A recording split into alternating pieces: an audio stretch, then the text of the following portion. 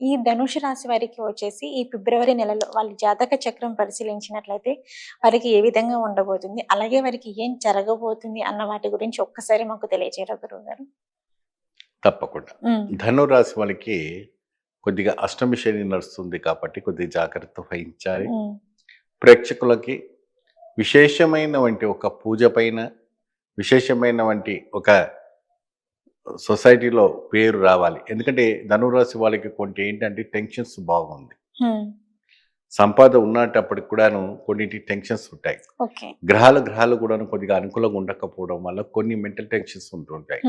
So దానివల్ల unwanted things అన్ని కూడాను కొన్ని వాళ్ళ మీద పడి వివాదానికి దారి తీయడానికి అవకాశం ఉంటుంది. ఎప్పుడైనా 1-2 సార్లు జోక్యం మాట్లాడేటప్పుడు జోక్యం చేసుకున్నప్పటికి కొద్దిగా జాగ్రత్త వహించాలి. వాస్తుపరంగా ఉన్నటువంటి ఒక గృహము నిర్మాణం చేసుకోవాలన్నా, కొత్త వాహనం కొనుక్కోవాలన్నా, మరి మీరు బదిలీ కావాలన్నా కూడా కొన్ని మార్పులు అనేది జరుగుతూ ఉంటుంటాయి. ఈ మార్పులు జరిగేటప్పుడు కొన్ని జాగ్రత్త వహించవలసిన కొన్ని విషయాలు ఉన్నాయి. సో ఎప్పుడైనా కూడా ఈ ఫిబ్రవరి మాసాల్లో మీ రాశుల్లో కొన్ని మార్పులు జరుగుతాయి.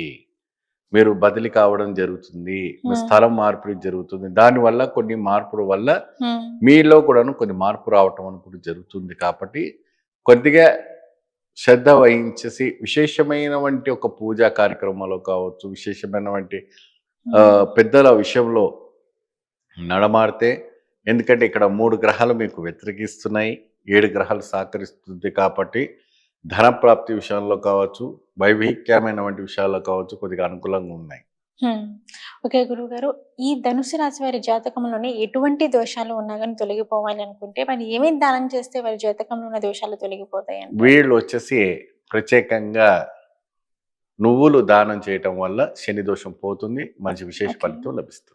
ఓకే, అలాగే గురువు గారు ఆలయాల పరంగా ఒకసారి ఆలయాలు మనం చూసుకున్నట్లయితే ఆలయ దర్శనం ఏం చేసుకుంటే బాగుంటుంది అంటే? అమ్మవారి ఆలయం దర్శనం చేసుకుంటే సరిపోతుంది. ఓకే గురువు గారు.